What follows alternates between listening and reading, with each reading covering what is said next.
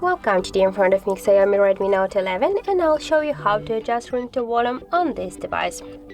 So first you should go into the settings application and then scroll down to the sounds and vibration. Now here you can see the ringtone volume panel, and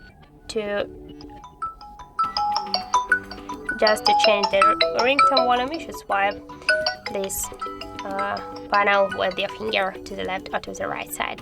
And also we got the second way how we can do that. You just should press your up or down volume button, then click here to these three dots, and by the same way swipe up or down this volume panel. So that's it. Thank you for watching, and if you find this video helpful, don't forget to leave a like, comment and to subscribe our channel.